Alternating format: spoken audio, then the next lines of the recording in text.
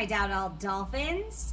I am so excited that you are participating in a slam lesson with me today for this book, Song for a Whale. And I was actually fortunate enough to read this book last year before it became a slam book and fell in love with it.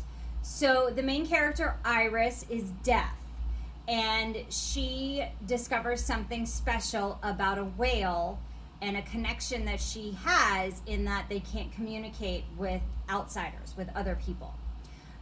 So I'm going to read you a short excerpt from the book, and then I'll explain what we're going to do in today's lesson. All right, so in this excerpt, Iris, our main character, is in her science class at school. The video started out with a whale swimming in the ocean. Because of the captions, I could read the words on the screen instead of from Mr. Charles's hands. Mr. Charles was my sign language interpreter. The gray, dark blue body of the whale filled up the screen, his tail waving up and down. The narrator in the video talked about a whale called Blue 55, who swam around by himself and not in a pod like most whales.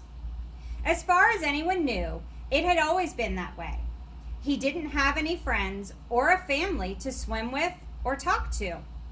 He was a type of baleen whale, the kind that ate plankton and small fish, not the kind with teeth that ate squid and seals. But he was a hybrid. His mother was a blue whale, and his father was a fin whale. The problem, said the narrator, is Blue 55's unique voice. Most whales call out at a frequency of 35 hertz or lower, while this lonely whale's sounds are at around 55 hertz. Only about 20 hertz off, but it made a big difference. He was speaking a language that only he knew. Furthermore, his song is in a unique pattern. Even if other whales could hear him, they don't understand what he's saying. Blue 55 likely couldn't communicate with even his own parents. My stomach tightened into a ball. I wanted another whale on the screen to swim up to Blue 55, or at least to look at him. The strange calls of Blue 55 were first detected by naval sonar in the late 1980s. Marine biologists figured out what was making the sounds and why the whale was all alone in the ocean. I didn't notice until the words on the screen blurred that my eyes were watery. Mr. Charles handed me a tissue from his pocket. Maybe I sniffled or something. Allergies, I signed, without looking away from the video. I didn't remember standing up, but when the video ended, Mrs.